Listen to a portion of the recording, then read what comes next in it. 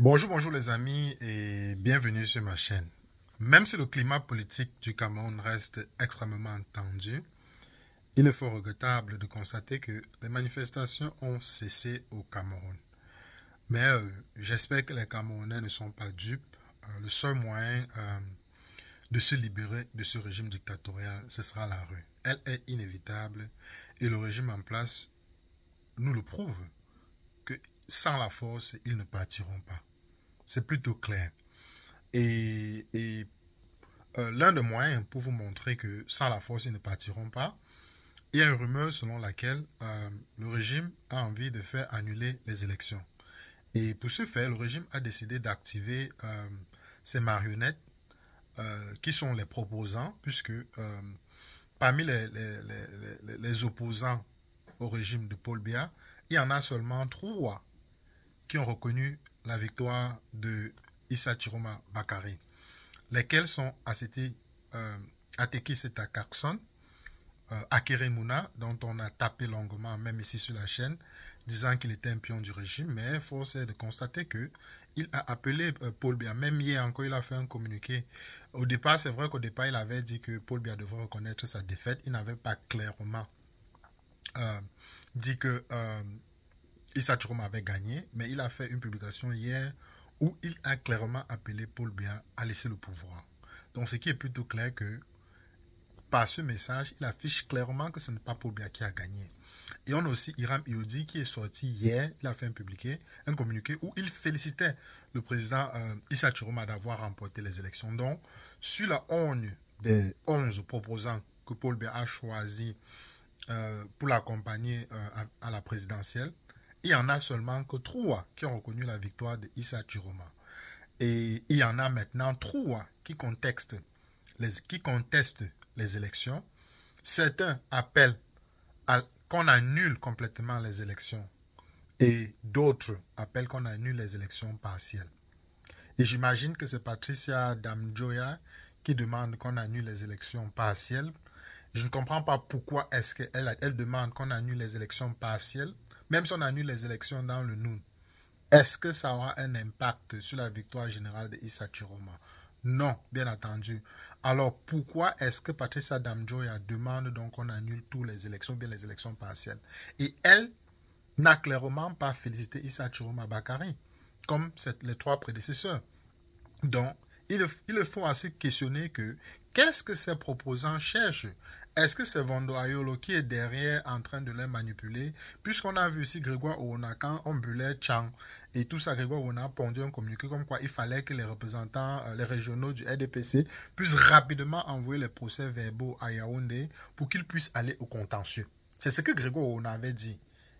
Et coup de tonnerre, quelques heures plus tard, Kaba Libi, Joshua aussi et Patricia Damjoya introduisent directement des requêtes auprès du Conseil constitutionnel pour demander l'annulation des élections, et certains demandent l'annulation des élections partielles. Donc, il n'y a pas de coïncidence là-dessus.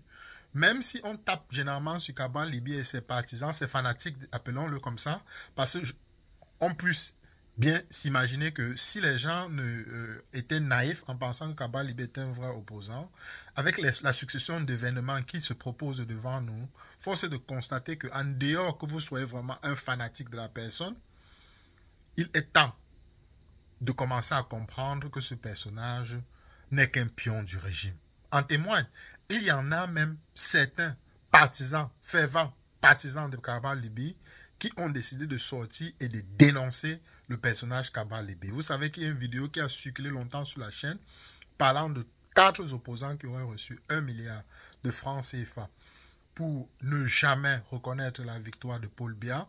Parmi les 4 opposants, il y avait Kaba Libi, Joshua aussi, Espoir Matomba et Beloboba Maïgari. Donc voilà les 4. Mais Joshua aussi a fait un communiqué, il a dit qu'il a porté plainte à celui qui a fait la vidéo. Kaba Libi, je ne pense même pas qu'il a fait de démenti là-dessus. Il a juste menacé son partisan qui se promène sur les plateaux de télévision pour accuser que Kaba Libi a reçu cet argent. Et il a dit que si dorénavant il y a un partisan de Kaba Libi ou un militant qui va dans les plateaux de télévision pour discréditer Kaba Libi, on va le sanctionner sévèrement. Et il y a Espoir Matomba qui a aussi pondu un communiqué disant qu'on ne devrait pas faire confiance à ce qui circule sur la toile. Bello Bouba ne s'est même pas gêné de démentir. Mais force est de constater que aucun de ces partis politiques n'a essayé de prouver, en dehors de démentir, ils ne sont pas venus dire que nous reconnaissons Issa Chiroma comme président. Et c'est ce que le peuple attend. Vous pouvez pondre des communiqués comme vous voulez, mais tant que vous ne faites pas ce que... puisque la personne a dit qu'ils n'accepteront pas que quelqu'un d'autre a gagné les élections en dehors de Paul Biya. Vous pouvez multiplier les communiqués comme vous voulez, mais tant que vous n'acceptez pas que Issa Chiroma a gagné, vous ne serez plus crédible aux prochaines élections. Et Kaba Libi, qui a eu 5% sur ces élections, sa réputation va drastiquement chuter. Et je parie qu'il ne pourra même pas faire 1% dans les prochaines élections. En dehors des tribalistes qui vont continuer à le supporter, beaucoup de personnes démissionnent, beaucoup de personnes appellent qu'ils reconnaissent la victoire de Issa Chiroma, mais Kaba Libi s'entête de ne pas reconnaître la victoire de Issa Chiroma. Au contraire, il demande plutôt l'annulation des élections, chose que le RDPC lui-même est en train de vouloir le faire. Pour l'instant, le RDPC n'a pas encore porté plainte, n'est pas encore allé déposer un recours au contentieux, mais le RDPC observe. Heureusement, le président Issa Chiroma Bakary a dit que lui, il ne fera pas partie de ces mascarades, puisque depuis 2018, on a bien vu que le Conseil constitutionnel a été discrédité. C'est discrédité lui-même. On a mené les procès verbaux, ils ont dit irrecevables. On a passé de 2020 jusqu'à 2025, convoqué, demandé qu'on publie la liste électorale, les plaintes, beaucoup de choses. Ils ont toujours dit qu'ils ne sont pas compétents, mais au moment d'écarter arbitrairement le professeur Maurice Kamto, ils ne se sont pas gênés et c'était la fin.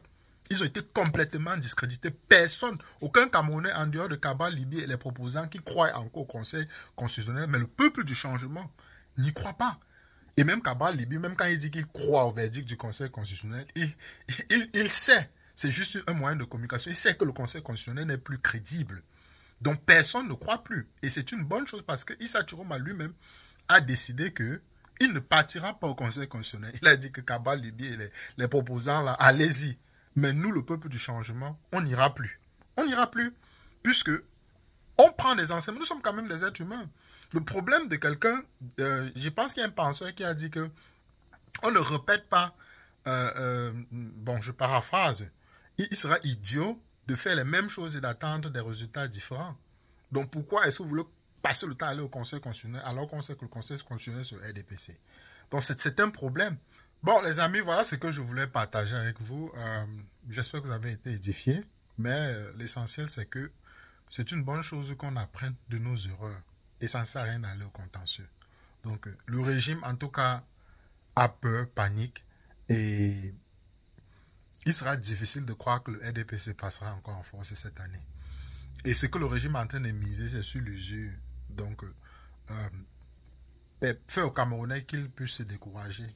Donc, combattre, et pour que les Camerounais se découragent à un moment donné et commencer à penser que on ne peut pas battre le gouvernement et abandonner. Peuple camerounais, j'aimerais vous appeler, regardez ce qui s'est passé au Népal, regardez ce qui s'est passé à Madagascar. Ce peuple s'est battu quasiment pendant 2 semaines. Il sautait tous les jours.